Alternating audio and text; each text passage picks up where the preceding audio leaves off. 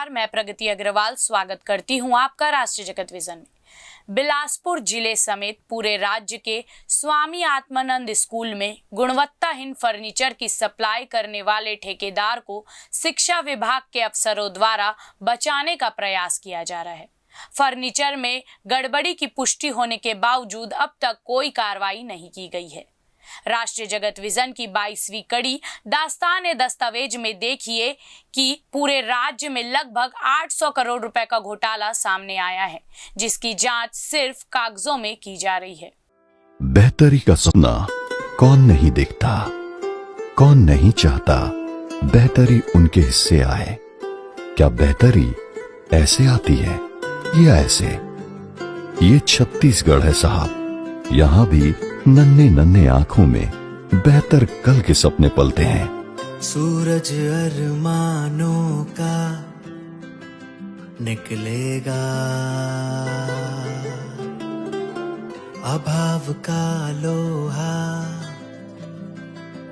पिघलेगा।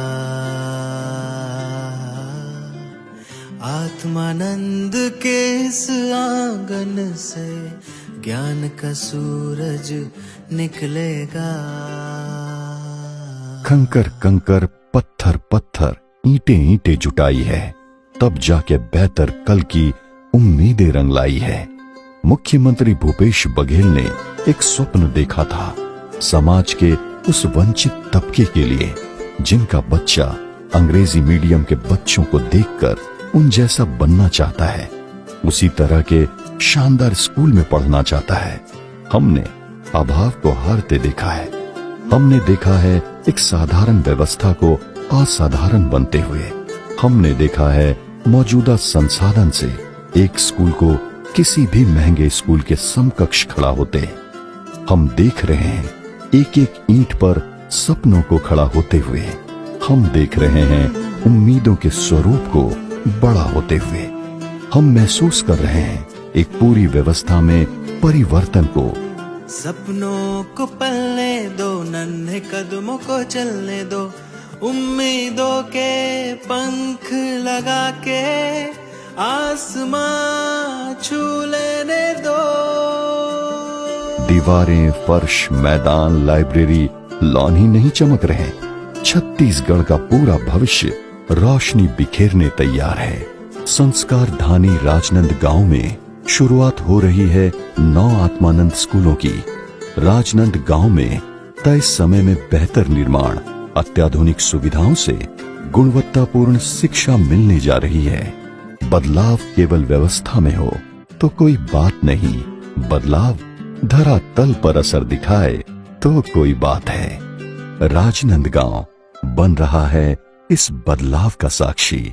इस ज़मीं से भी कोई सितारा देख लेना चमकेगा।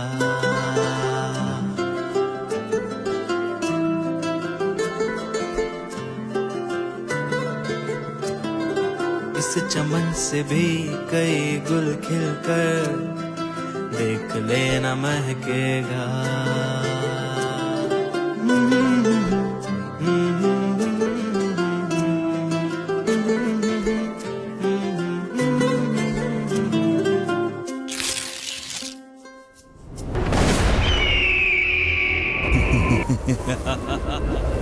तुम क्या लेकर आए थे और क्या लेकर जाओगे? रह जाएगा सिर्फ एक नाम। आत्मानंद स्कूल योजना को समझ लीजिए। 1 नवंबर 2020 को कांग्रेस सरकार ने स्वामी आत्मानंद उत्कृष्ट विद्यालय योजना लॉन्च की। इसका उद्देश्य समाज के आर्थिक रूप से कमजोर वर्ग के प्रतिभाशाली छात्रों को समान अवसर प्रदान करना है।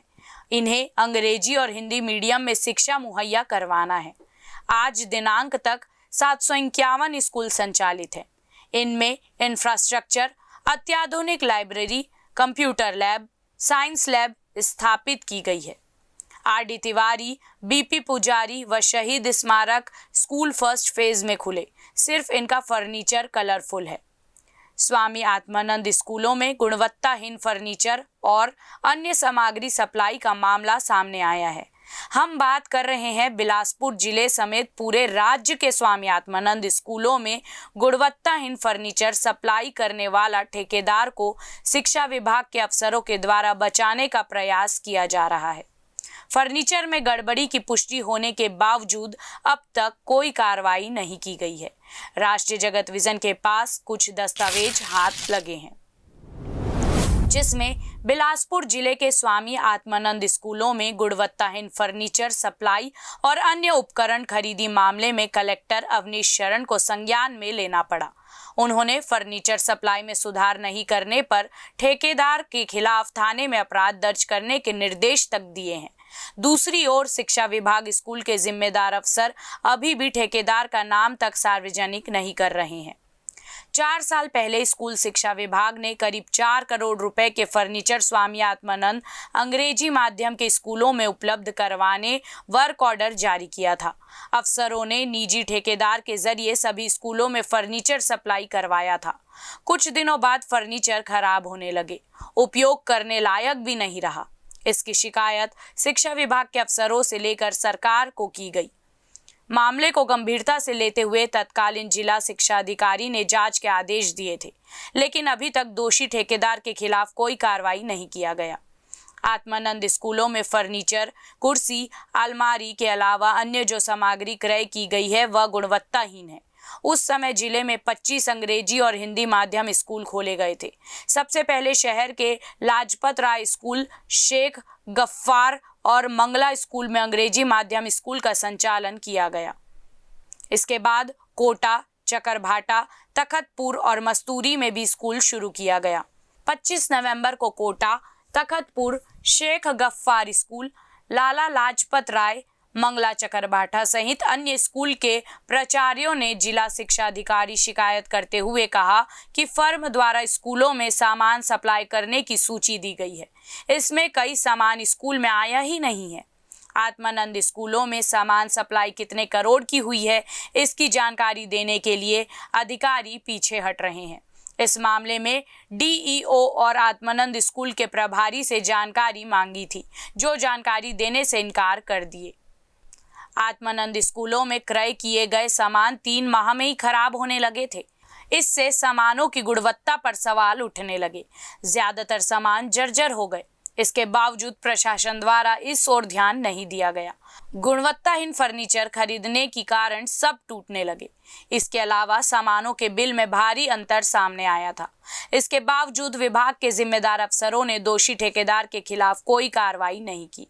घोटाले का कैलकुलेशन। स्कूल में प्राचार्यों से मांगी गई रिपोर्ट के अनुसार 50-50, 100-100 से 260-260 बेंच टेबल सप्लाई हुए हैं। एक सेट की कीमत करीब 4,000 रुपए है। अगर एक स्कूल में 260 सेट सप्लाई हुए हैं तो लागत 10 लाख रुपए होगी। विधानसभा में आत्मानंद स्कूलों का मुद्दा उठा था। उस दौरान पूर्व स्कूल शिक्षा मंत्री बृजमोहन अग्रवाल ने सदन में बड़ी घोषणा करते हुए कहा था कि राज्य में आत्मानंद स्कूल के नाम पर 800 करोड़ का घोटाला हुआ है, जिसकी जांच कराई जाएगी।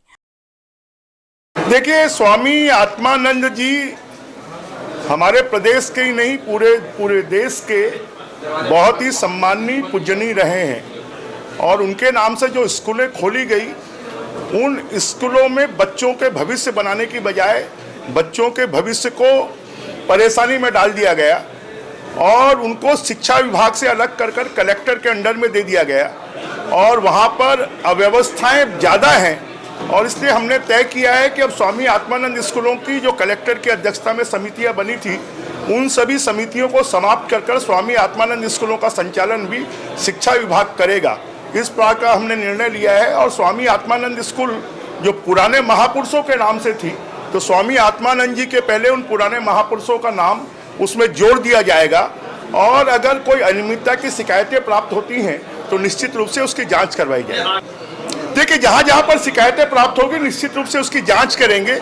800 करोड़ रुपए कम राशि नहीं होती है और 751 स्कूलें हैं, वहाँ पर 800 करोड़ रुपए खर्च किया गया है।